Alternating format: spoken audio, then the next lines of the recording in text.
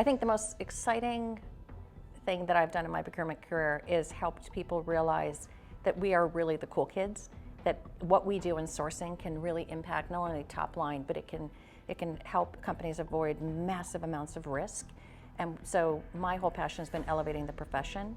So anything I've done has been to help people realize that everything can impact your supply chain and your sourcing initiatives, and there's a lot of risk out there, and you've got to be curious, you've got to be aware, and you've got to mitigate it. So I think what I've done is just help get more and more people passionate about the industry.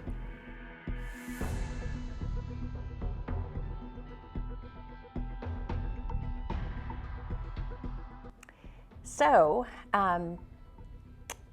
those are two things. Robots, I think, are going to be fluent in most of my life. I think we'll be using them everywhere.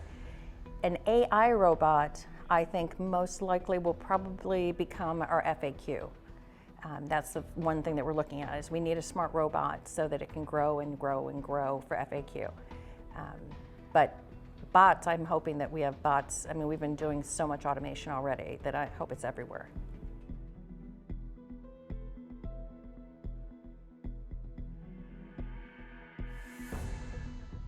More than anything, I think it's understanding if, you may not get to ever a win-win on paper, but if you think that you can work together, if you think that you're culturally aligned, you can move the world. So I'm never about the last dollar. I'm always about the total cost of ownership, but more if I can see value in a supplier relationship because our cultures align, I know we can work to better improve it, and through innovation and working together, we can drive out costs on their side and our costs. So I worry less about that in negotiation. I worry a lot more about culture.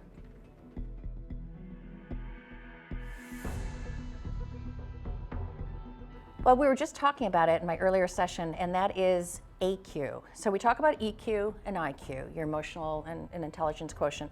There is a new one that I think is absolutely critical, and that's your adaptability quotient. And because the world is changing so fast, you've got to be agile, you've got to be able to adapt. Change is coming at you very, very quickly. Technology is changing quickly. The world is so small, and geopolitical and other things can impact you very, very quickly. So I think a CPO has got to be adaptable. If you think what I did yesterday is the same thing I'm going to do today, which is the same thing I'm going to do tomorrow, you absolutely will fail as a CPO these days.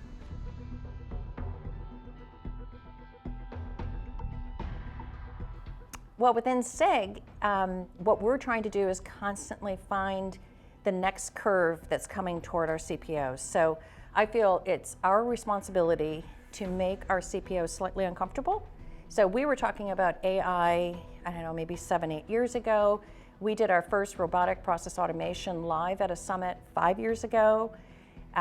So people are saying, oh, it's out there, it's 10 years. Nothing is 10 years away. Everything is coming at you quickly. So for me, I think we should always be looking for what is the next thing that might impact you.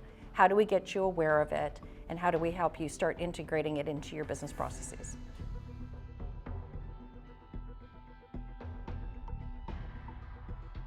No, across the board, I don't think enough people realize it. Recently, I was up in Toronto, and I was talking about human trafficking, and they said, oh, well, we don't have that in Canada. And so I pulled out the morning paper, and they just found a sweatshop with 50 Chinese women whose passports were being held, and they were being forced to work off their transportation from China under a promise that they would then be set free, but some of them had been there for 5-6 years. And that was right in Canada that morning in their paper. So everybody everybody thinks that that's somewhere else. We had the Civil War, we don't have slavery in the United States anymore, and that's absolutely wrong. And it's not just young women being sex trafficked at all. We have human trafficking throughout our supply chains. And so more and more people just have to get aware of it.